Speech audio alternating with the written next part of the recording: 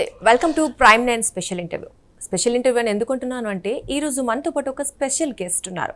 ఒక మామూలు మధ్యతరగతి కుటుంబంలో పుట్టిన ఆయన వ్యాపారవేత్తగా ఎదిగారు. అలాగే రాజకీయాల్లో బీసీవై పార్టీ అంటే భారత చైతన్య యువజన పార్టీ అనే ఒక పార్టీతో సంచలనం సృష్టించారు అనే మనం చెప్పుకోవచ్చు. సో ఆ పార్టీ అధినేత అయినటువంటి బోడే రామచంద్ర యాదవ్ గారు ప్రస్తుతం మనతో పాటు స్టూడియోలో ఉన్నారు. ఆయనతో మాట్లాడి ప్రస్తుత రాజకీయాల గురించి ఆయన విశ్లేషణ ఏంటో తెలుసుకుందాం. సార్ నమస్తే. సార్ నమస్తే అమ్మా. ఎలా ఉన్నారు సార్? ఫైన్ అమ్మా.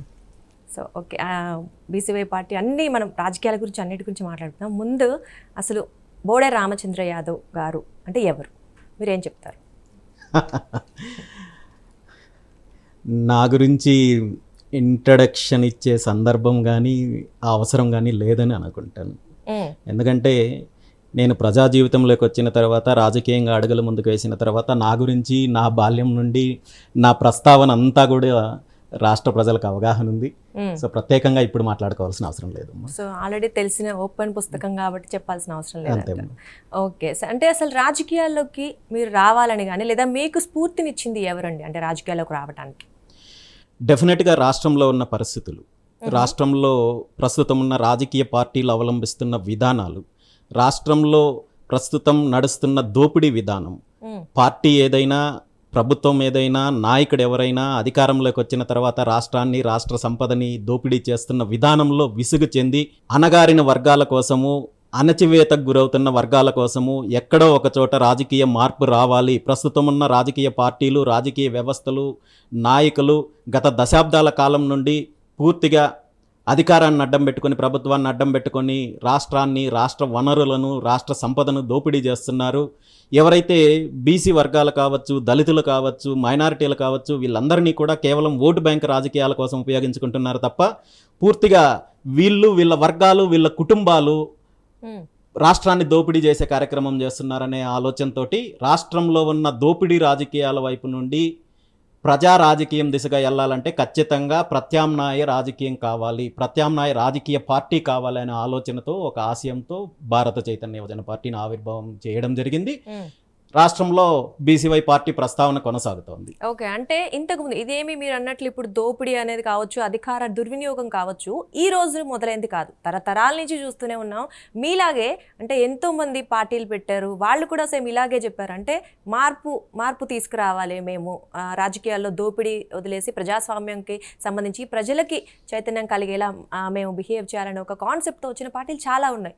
మరి వాళ్ళు కూడా ఏమి చేయలేకపోయిన నేపథ్యంలో మరి మీరు ఇప్పుడు దీని ద్వారా ఏం సాధిస్తారనుకోవచ్చు? మీరన్నట్టు ఇప్పుడున్న రాజకీయ పరిస్థితుల్లో ముఖ్యంగా రాష్ట్రంలో బలంగా వేళ్ళు నోటుకుపోయిన రెండు పార్టీలు వ్యవస్థ పరంగా కావచ్చు, ఆర్థికంగా కావచ్చు, అన్ని రకాలుగా వీళ్ళు రాష్ట్రంలో బలమైన పునాదులతోటి వీళ్ళు చేసిన దోపిడీ ద్వారా కావచ్చు, అన్ని రకాలుగా బలంగా ఉన్నారు. ఈ రెండు వ్యవస్థల్ని, ఈ రెండు పార్టీలను ఎదిరించాలంటే, ప్రత్యామ్నాయంగా నిలబడాలంటే ఓపిక ఉండాలి. ఎదురు తగిలే దెబ్బలకు, వీటన్నింటికి ఎదురు దెబ్బలకు కావచ్చు, అవమానాలకు కావచ్చు, వేధింపులకు కావచ్చు, కేసులకు కావచ్చు, వీటన్నింటినీ తట్టుకొని నిలబడగలిగే మానసిక స్థైర్యం కావచ్చు, ఆ ఓపిక ఉండాలి. అలా లేనప్పుడు మీరన్నట్టు ఆశయం మంచిదైనా కానీ నిలబడలేనట్లయితే దానివల్ల ఒరిగేది ఏమి ఉండదన్నమాట.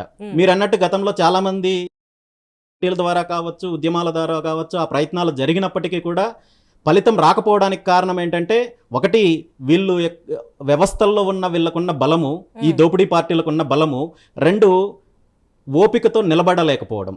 ఈరోజు మీరు భారత చైతన్య యువజన పార్టీ ప్రస్తావాన్ని గమనించినట్టయితే, పార్టీ ఆవిర్భావం ముందు నుండి కావచ్చు, పార్టీ ఆవిర్భావం జరిగిన తర్వాత కావచ్చు, గత ఎన్నికల్లో పార్టీ అవలంబించిన విధానాన్ని కావచ్చు గమనించినట్టయితే, ఏదైతే ఆశయంతో పార్టీని స్థాపించామో, ఏ ఆశయంతో అయితే ప్రజల్లోకి వచ్చామో ఆ ఆశయం కోసమే పార్టీ పనిచేస్తోంది తప్ప పదవుల కోసమో లేదా ఎలక్షన్ కోసమో లేదా సొంత లాభాల కోసమో చేసినట్టయితే మేము ఈ దారిలో రావాల్సిన అవసరం లేదు, ఈ పోరాటం కొనసాగించాల్సిన అవసరం కూడా లేదు. పార్టీ పదవుల పరంగా కావచ్చు లేదా రాజకీయంగా లబ్ధి పొందాలనుకుంటే ఒక ప్రత్యామ్నాయ వ్యవస్థని బలోపేతం చేసి ప్రజల్లోకి తీసుకెళ్లి ప్రజల్లో మార్పు తీసుకొని వచ్చి ఆ ప్రత్యామ్నాయ వ్యవస్థని అధికారంలోకి తీసుకురావాలనే ఆలోచనతో ఉన్నాం. కాబట్టి పార్టీ సిద్ధాంతాలకు కట్టుబడి ప్రయాణం సాగిస్తున్నాం. అంటే మీరు అన్నారు పదవుల కోసం కాదు, అధికారం కోసం కాదు. మరి అధికారం కోసం కాదు, పదవుల కోసం కాదు అన్నప్పుడు ప్రత్యామ్నాయం కావాలి. వీళ్ళ పార్టీల ద్వారా వచ్చే పదవులో లేదా వాళ్ళు ఇచ్చే తాయిలాల కోసం కాదనే విషయం ఓకే అన్నమాట. సో సో ప్రత్యామ్నాయ పార్టీలకు లొంగిపోవడమో లేదా నాయకులకు లొంగిపోవడమో ప్రభుత్వానికి లొంగిపోవడమో కాంప్రమైజ్ అయ్యి